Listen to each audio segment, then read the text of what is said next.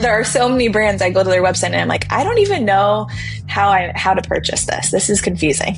There's all these different subscriptions. I'm overwhelmed. I don't know which one. It's just like, make it simple, you know?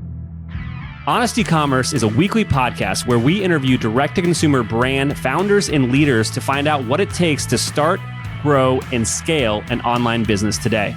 Hey everybody, welcome back to another episode of Honest Ecommerce. Today, I'm welcoming to the show Katrina Adams. She is the Director of Growth at Timeline Longevity, focusing on new customer acquisition across paid media, creative, and CRO. She's helped scale the business to nearly 9 figures by constantly testing, iterating, and finding out what actually drives conversion, not just traffic. Katrina, welcome to the show. Thanks for having me, Chase. I'm excited to chat.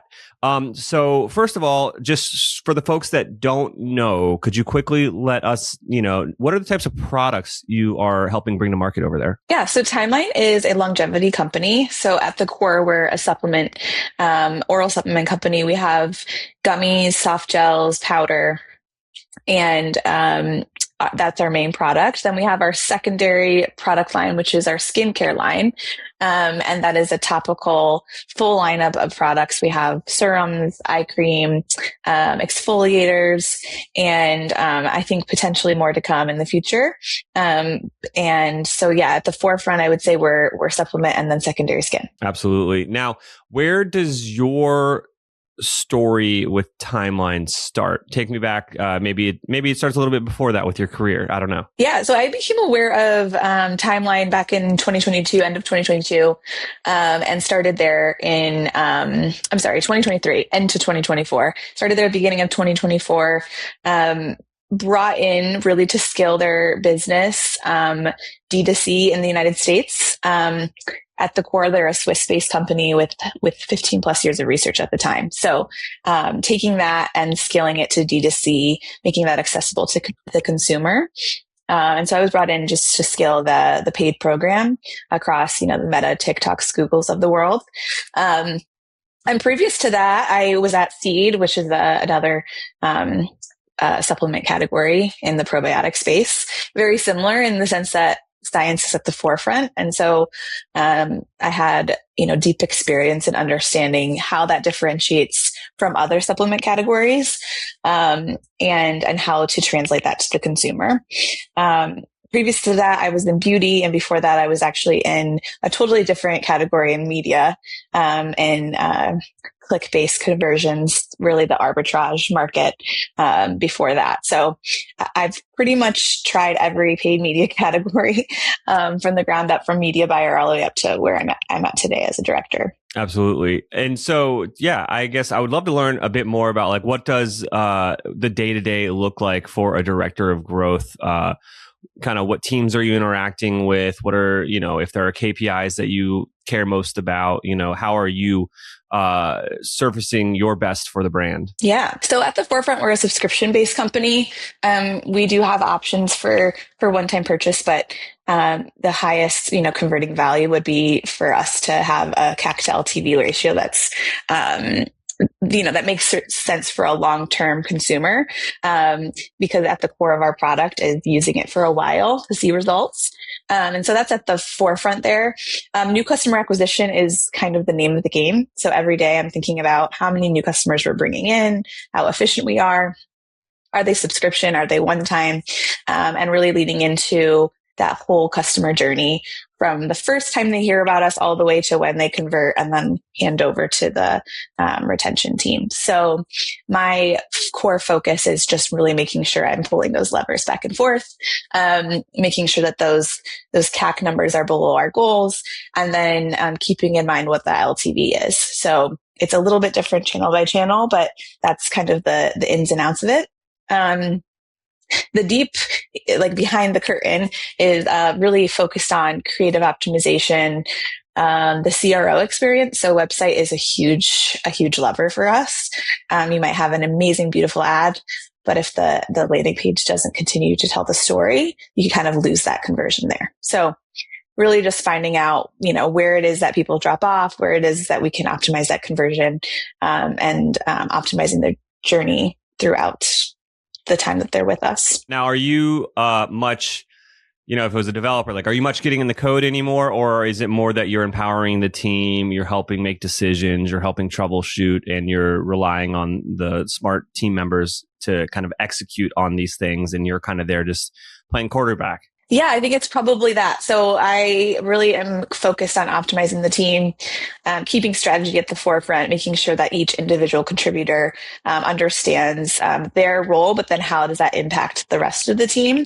And then I would say I basically represent my team as a new customer acquisition to the rest of the organization. So I'm in on a lot of planning calls, strategy calls, and then, leadership calls with those higher levels, C levels, and making sure that all that's translated to the board. Yeah. So net new customer is like the North Star of your business unit. Yes. Yep. Exactly. Most brands outgrow their legacy choices long before they switch. Bad platform decisions do not fail all at once. They fail slowly, then suddenly. First, it is one workaround, then another tool, then another integration that is duct taped on top, and eventually your team is spending more time managing the stack than actually marketing to customers. Eventually, rebuilding is less painful than staying, usually when it starts to show up on the P&L. That's when scaling brands simplify and standardize on Klaviyo. Klaviyo is the AI-first B2C CRM. It combines your customer data, email, SMS, analytics, and customer experience tools into one platform, so you're not stitching together 5 different systems just to understand what your customers are doing. Your database updates in real time, your segments update automatically, your flows, campaigns, and personalization all run off the same source of truth. And that shift is why many brands are moving to Klaviyo. Brands like Dollar Shave Club have reduced total CRM stack costs by over 30% after consolidating onto Klaviyo. Multi-brand operators like Mark Fisher have migrated multiple brands and drastically reduced the time required to execute CRM marketing. And brands using email and SMS together inside Klaviyo are seeing massive ROI compared to running channels in separate platforms. The big unlock is simplicity and scale at the same time. Klaviyo is built for marketers, not for engineers. It is built for online businesses just like yours, and it is built for where e-commerce is going, not where it was 5 years ago. If you're running email and SMS across multiple tools, or you're on a legacy platform and thinking about your next phase of growth, it's probably time to look at Klaviyo. Go to klaviyo.com/honest and see why hundreds of thousands of brands have already made the switch. That's klaviyo.com/honest, klaviyo.com/honest. With that in mind, I guess you gave me some amazing questions to ask you, by the way, a little behind the scenes look for everybody. So obviously you've got a lot of experience over the years. And if you were, branching out consulting, or maybe you move on to a new position in the near future or whatever, like if you were looking at a brand for the first time, what are the fastest ways you can tell where growth is going to be left on the table? Yeah. So I would say most growth problems aren't just channel problems, they're alignment problems. So I look for that alignment across the customer journey first. I will say most brands don't necessarily have a traffic problem. It's where that journey disconnects. So for instance, for us, paid new acquisition, as far as from the ad standpoint, looked really great, but we were noticing that our new customer numbers were dropping, and holistically as a brand unit, our new customer CAC was higher than desired. So really had to look at that full journey from end to end, and really unpack like where that disconnect was happening. And so for us, the storytelling on the landing page was where that disconnect was happening. So we might be talking about something like strength, and it's really resonating from the ad standpoint, but then the conversion doesn't happen on the landing page because the story is completely disconnected from what that landing page experience like something more generic. Yes, exactly. Or PDP focused, right? So just shopping. And you have to think of the consumer as one person, not the piece of the funnel. So they might have really resonated with that ad, but there's more to that story than what's just on that ad. So really making sure you're not mismatching the messaging from end to end. So really it's just that alignment across the funnel. And then I think the other thing to really look at, because you're a whole brand with many different numbers and everything drives CAC and retention, right? So looking at retention, and how does that play into your new customer numbers? Because it actually does affect it. We also find that linking our email experience to the new customer acquisition experience is super important. So you might not get that conversion right away, but you can capture that lead and you could market them on an email. And that is actually the tide that for us lifts all boats. So if I was talking to a brand net new and I come in, I would look at all of those different levers across the funnel end to end. Absolutely. I was just consulting with a brand last week, and they did not have kind of like a welcome series for subscribers because they didn't want to email too much, and they were only emailing once a month, and they're doing millions of dollars. And I was like, you guys are sitting on growth here. I was like, just go do this. And some of those old habits die hard, and you got to help people understand. It's like, if they like your product, they want to get an email from you. But yeah, I couldn't agree more. That connection of like, it's like almost, I like to, it's like, all right, your main goal with an ad, right, is a purchase. That's what everybody wants. But if your second goal should likely be a piece of identifying information, either a phone number or an email, and that should, be an alternative KPI to like call something a win. Because yeah, it's, if they don't buy out the first one, maybe they get hit with 2 or 3 of your drip welcome series, and they're like, you know what, this is for me. And then they do convert from it. And so I think it sounds so obvious to you and I, but I think we have to spell it out sometimes for folks. Yeah. And I think, bringing in you as an individual and your experience is sometimes helpful, but oftentimes it's different than what the consumer feels. So I think I resonate with the feeling of sometimes you're spammed by email. But we have to realize that individuals can make the decisions for themselves, and we have to basically give them all the options. And like you said, not leave money on the table. Well, yeah. And it's also, if somebody is going to get annoyed by an email from you, were they ever going to be a customer in the first place, right? That's like, I don't think I've ever gotten email from a company that I was interested in buying from and be like, this is the last straw. And then like, I never buy from them. Like that's not a real situation. Right. Exactly. No, you're totally right. What is the next big idea that could change your business? A pricing change, a new bundling strategy, adding subscriptions, tweaking your shipping offer? Most brands make these decisions based on gut feel. They roll out the change, hope for the best, and have no real idea if it helped or hurt their business. Intelligems fixes that. It is an AI-powered testing platform that brings CRO-level clarity to the decisions that actually move the needle. Not just button colors and headlines, but the big stuff. Pricing, offers, shipping, new apps, even major site changes.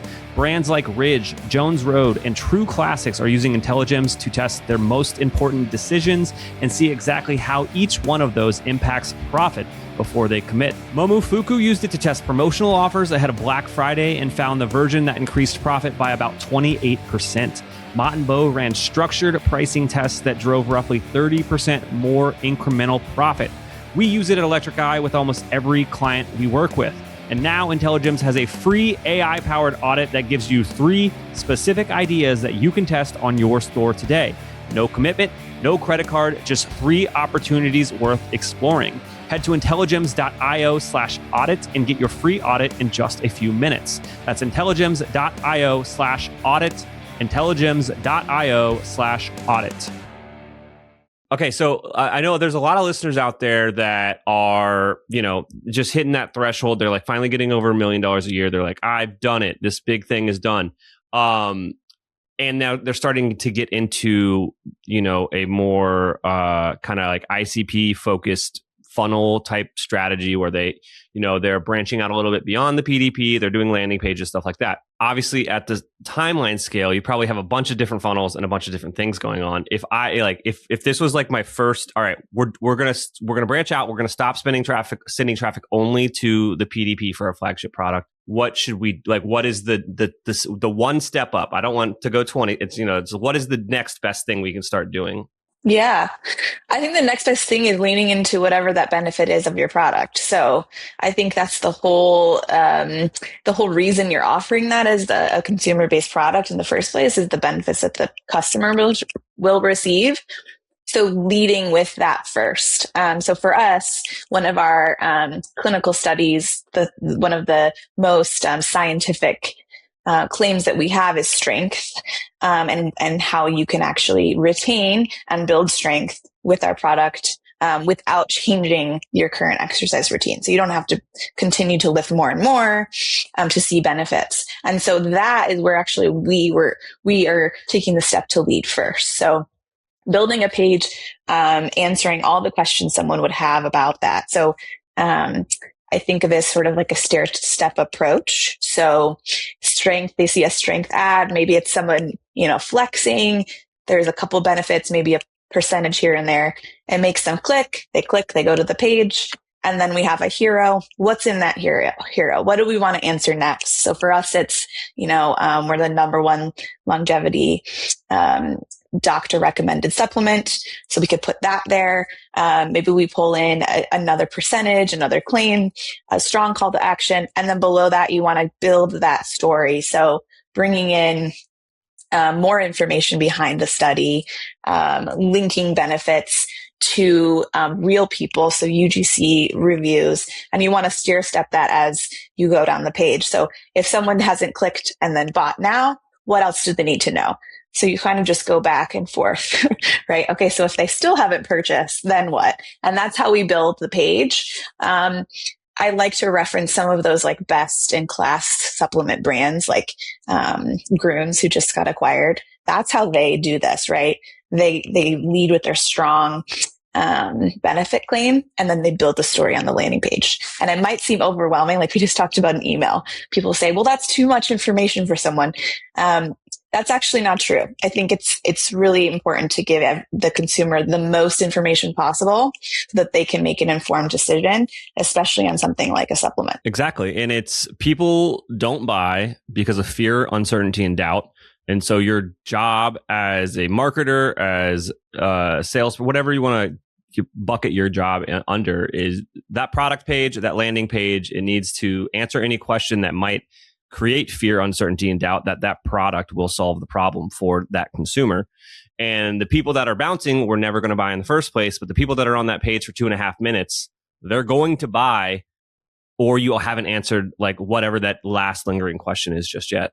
Exactly. Yeah. And so that's really like the crux of what we do with landing page experiences. So we're going to do that with another type of benefit, right? We're going to think about the consumer that thinks long-term, longevity focused. What is that? How does our product fix the problem that they have?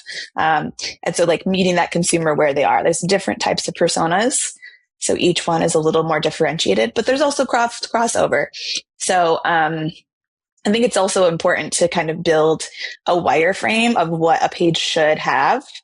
And then you can duplicate that over and over and over. You don't have to continually reinvent the wheel.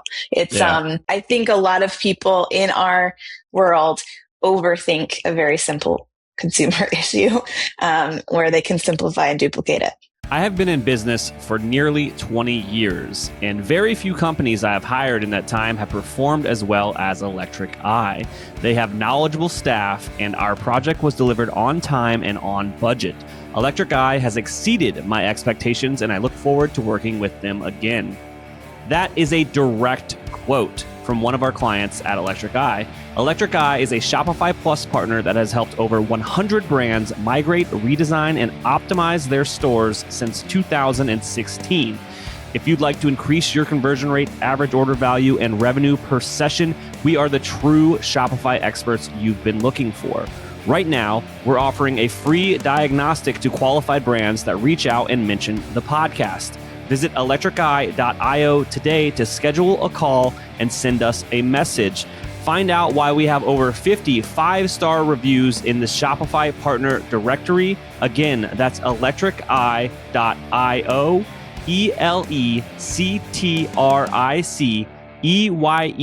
electriceye.io.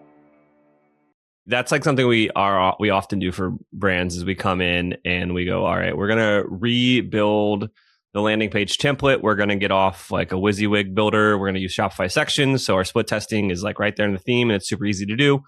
And yeah, we just build out, it's not a generic template. It's 80-20, everybody. Like we tackle the first, biggest, strongest, the benefit. This is the ICP. This is 80% of sales is this thing. So we build that out, but everything is modular using sections everywhere and meta fields. So it's like, all right, we can clone this landing page, and now we can, now we're not talking about strength. Now we're talking about longevity. Let's change those benefits and that copy on that page. And then if you're using some cool tools, you can in real time test headlines and stuff like that. But yeah, that's kind of how it's done. Yeah. No need to overcomplicate a simple tack. But no, I think it's totally true. It's a build each section and then duplicate that across the user journey. I think people get really caught up in design oftentimes, but it's like, let's be real. You're not Apple. And I can tell you right now, I have seen the ugliest websites do tens of millions of dollars a year. Oh yeah. Right. So it's like design is only like if it only makes things a little bit better, but if your if your product solves a problem for the customer, they will buy regardless. Absolutely. And making it easy for them to, I think another thing that we haven't talked about when it comes to this experience is the ease of converting. Yeah. There are so many brands, I go to their website and I'm like, I don't even know how to purchase this. This is confusing.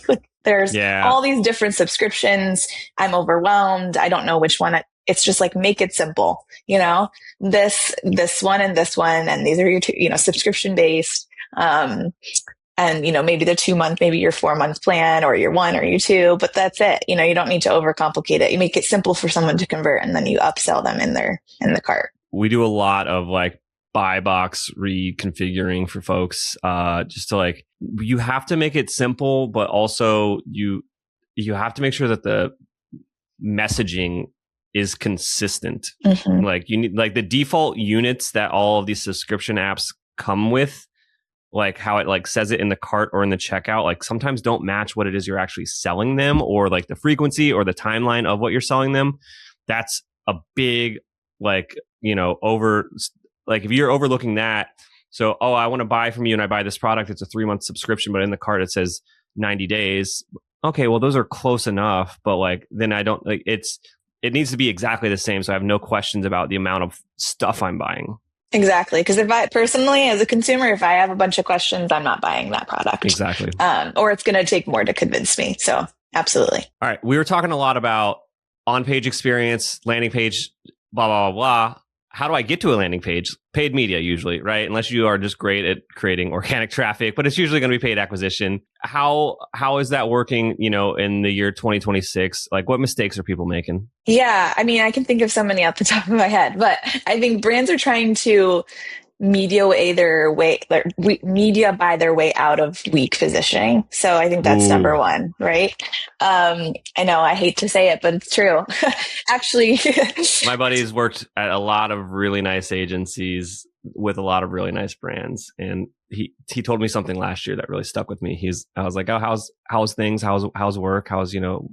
He's like, oh, it's a lot of brands trying to spend money to find product market fit. And I was like, that sounds awful. Yeah. And it's such a waste of time. I think if you don't already know what your position is, what your benefits are, and what converts, then how are you going to build ads? I think that's first and foremost. So obviously creative matters a lot. But we just talked about that. You can have a beautiful ad and you're not really sure exactly what this product is. I've had many ads actually that I've seen where I'm like, it's unclear to me what this is. So I think that's number one. Making sure that you have sort of your North Star. What is it that your brand is and stands for, right? So that's number one. But then it's back to benefits, leading with those benefits, and the strong claims behind them. So most of our ads are claimed based, and then they're backed up with, real results or real studies to back those claims up. So I think that's number one. The other thing is that people make the mistake of audience led rather than creative led, if that makes sense. So if you're a meta if you're in meta algorithm, you realize that your creative actually finds your audience, not the other way around. So you are finding those net new audience pools with what's in your creative. So I just talked about strength. We build personas off of strength. So let's just talk about the number one consumer is a woman who's over the age of 35. And if she's thinking about strength, what does that look like? And how do we go and find her? Right. So then that is number one when we're coming up with these ad ideas. And that doesn't mean that a woman has to be in your ad, right? It just means that whatever claim that you have needs to speak to her to stop her in the feed. So there's different ways of thinking about that. You can do UGC, you can have a whitelisted ad, you could have a static ad, you can do a carousel, but I think the whole basis behind it is the same, right? And so that's another thing that I see brands make often, that mistake of assuming they already know their audience and then building creative off of that. Yeah. And even I guess before that, when they don't know who it is and they're just shotgun blasting, like we're just trying stuff and whatever resonates, we're going to double down there. I mean, that is a scrappy startup way to do things, I guess, if you're really, really just getting started. But at a certain scale and spend, it's like you should already know what a lot of these answers are and what they what the type of creative should be that will resonate. You can always try new stuff and take moonshots, but if you're still going into it with like a blank brief, it's like you should rethink stuff. Yeah, absolutely. I mean, brand by brand, obviously, it depends. But I think when you're talking about ads that convert, it's not just about being clicky. It's also about going back to that full customer story, right? Like, what type of customer do you want? And does this ad achieve that? I think also brands pivot too quickly. So they might, like we just talked about, they might say, okay, well, strength seems to be working. So they lean really far in that direction, right? Everything's strength led. And then maybe that viral moment's gone. And then they're like, what do we have? So I think always knowing, having multiple balls in the air of knowing what you can try. Obviously you have your North Star, but you also need to have some secondary claims as well. And making sure that you're diversifying there and not just taking one viral ad and duplicating it a million times with a slight tweak of copy. It's more than that, especially with the new algorithms that we're working with today. Hey, everybody, just a quick reminder. Please like this video and subscribe. If you haven't, we're releasing interviews like this every week, so don't miss out. Now back to the interview. Yeah, don't put all your eggs in one basket. I just interviewed last week Shock from Raindrop Agency, who actually helped grow Groons. And he was saying one of my biggest fears when I'm starting to talk to brands is seeing that they only have one channel, they only do meta. And he's like, you guys are so far behind, go build something else. Don't build your, what do they say? Don't build your house on borrowed land or whatever. It's hey, if meta is the only reason you're a business and meta's algorithm changes and you can't figure it out, you don't have a business anymore. So it's you got to make sure that, okay, meta works. That's great. Maybe go try TikTok or, own retention. It'd be what I'd really do. It's you need to make sure that you have a couple different channels. So if something really catastrophic happens, you're still gonna, be around. Absolutely. I mean, each channel has its nuances as well in different audience pools. So I think one of my favorites is YouTube, because they're just such a totally different audience than we've ever experienced before. That's exactly what Shock said. He was he's like, YouTube is awesome. It's so underutilized. There's great stuff. Well, I guess it's now the secret's out. Everyone's going to know because of the podcast, and we talked about it twice. Right? But yeah, so you can start advertising there. Yeah, if you're listening to this, try YouTube ads. No, I think that there's a lot of options into testing. Obviously, most brands are going to have to lean heavy into meta. But I often recommend that brands that are getting started, obviously lean into meta, but also try those same ideas that you have in other channels. There's no reason to, try to tailor each type of ad to the channel from the get. You can try it on a different channel and then you can tweak it from there. So, I think a lot of bandwidth constraints make it so that, people like you and me are afraid to test other channels because we're like, well, I only have 2 designers, right? Or 2 creative focused people on my team who can create these for me. And so if I also then add in another channel, what does that do for my bandwidth? So I'm going to lean in here. And I think they're, shooting themselves in the foot in that instance. Speaking of TikTok, though, when we were talking about, you just mentioned TikTok. That is one that I think brands sleep on because they're afraid of how, what's the word? It's very niche, right? Like it's the certain type of person they think goes there and purchases product there. But the truth is that more and more consumers are moving towards TikTok. And they go there for ideas. They go there for recipes. They're really using it for like a one size fits all. And so that's a perfect opportunity for you to insert yourself into their experience on that platform. And you'd be surprised how much it's grown and how it's actually moving more towards older audiences than it was in the past. So I think another thing is to not make those assumptions about a channel before you tried it. Absolutely. Now, Katrina, you've shared so much amazing stuff with me today. Is there anything I didn't ask you about that you think would resonate with our audience? I think maybe the levers within creative potentially.